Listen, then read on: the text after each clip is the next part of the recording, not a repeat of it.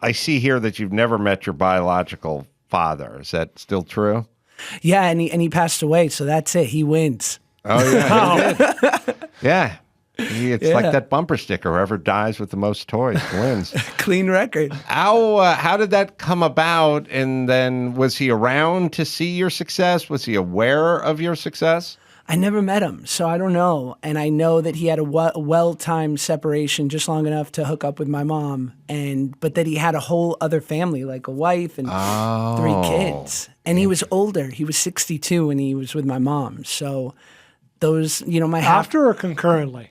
Like, was he had a family on the side, or he moved on to a new family? No, he had already, his kids were grown. Oh, I see. Yeah. So it was basically once he realized my mom was pregnant, that was sort of it for him. And he gave her a little bit of money and never showed his face again. And by the time I was interested enough or had the guts to kind of look for him, he had passed away. And I realized I had this whole other family, but I also didn't have a desire to blow up their image of their dad. Because both are true, right? Like the dad, unfortunately, I wanted him to be for me. He was for them. They're not aware of you. I mean, I'm not hiding. True. So I imagine not. So you have your mom's last name? I do. And we know when he passed. Yeah, it was like we found his obituary when I was 26 on Google. So, you were successful, really successful when you were young. Sure. By then, so he had some time. But did he ever correspond with your mom or follow up in any way, shape, or form? No. I say in the book, like, he like when he put his mind to something, he really stuck with it. Yeah. And man of his word. I'd like to think I inherited that from him, like the kid of a drug dealer who wonders why they're so good at math, but I mean, he was obviously terrified. I mean, I say in the book, like, he was 62 and he was getting Medicare and chicks pregnant, right? Like, it should have been like a victory march through the third act of his life. And then here's this gigantic blemish. And so throughout a lot of my life, I imagined you don't miss something you never had. Mm-hmm. And I also knew enough men who had sort of fractured relationships with their fathers, guys who would say, oh, you never met your dad? I wish I never met my dad. Mm-hmm. So I figured I was okay. But then in my 20s, I got curious. And then I found out he passed away, and he was in his 80s, right? So he didn't have much of an online footprint. Mm-hmm. But then I decided to look up my siblings on Facebook, and I was 25. I'd never even seen a picture of the guy.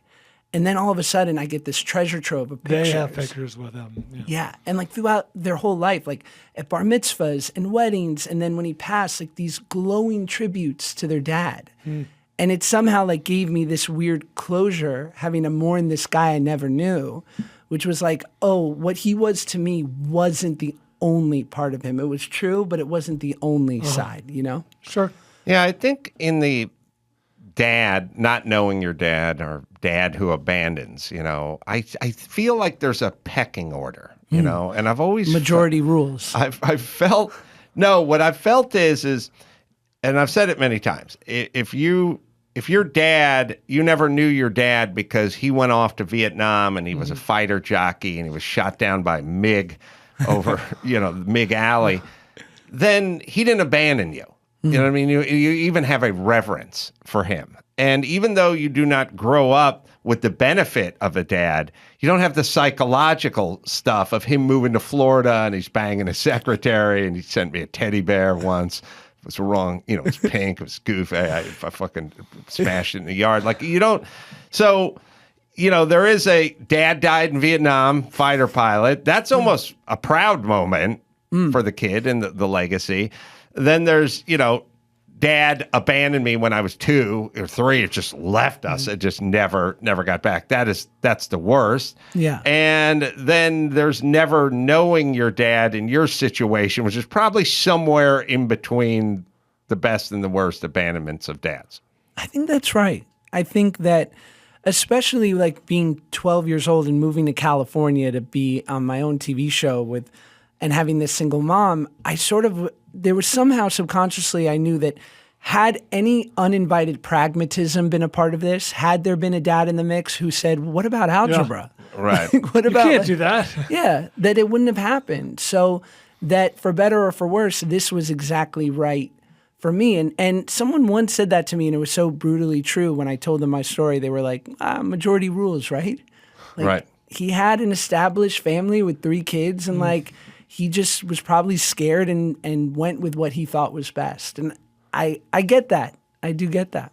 There's Paul, there's a new porn job now, which is the friend of the friend, but that's the guy who's holding the camera and talking.